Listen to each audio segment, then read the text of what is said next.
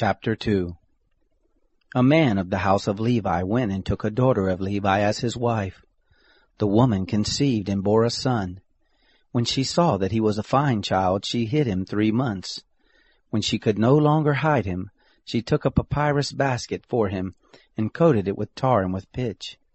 She put the child in it and laid it in the reeds by the river's bank. His sisters stood far off to see what would be done to him. Pharaoh's daughter came down to bathe at the river.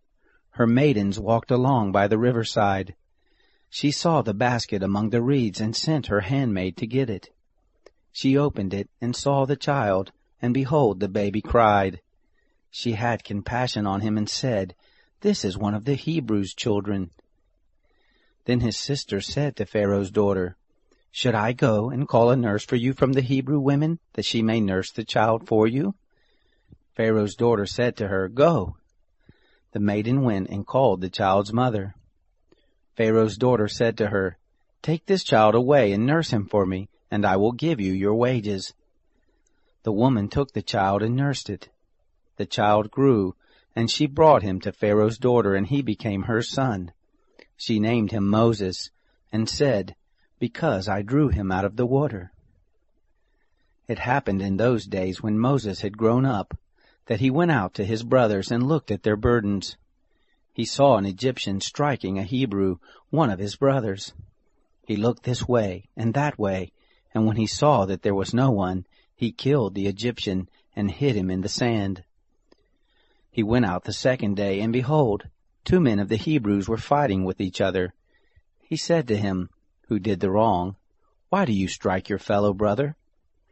He said, "Who made you a prince and a judge over us?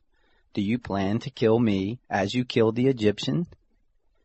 Moses was afraid and said, "Surely this thing is known."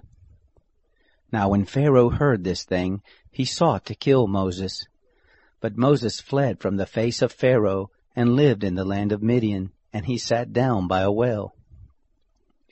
Now the priest of Midian had 7 daughters. They came and drew water and filled the troughs to water their father's flock.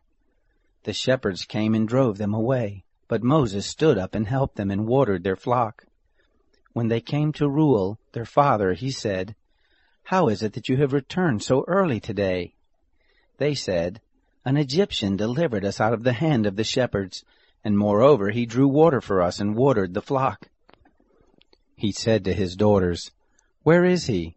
Why is it that you have left the man? Call him that he may eat bread." Moses was content to dwell with the man. He gave Moses Zipporah his daughter. She bore a son, and he named him Gershom, for he said, "I have lived as a foreigner in a foreign land."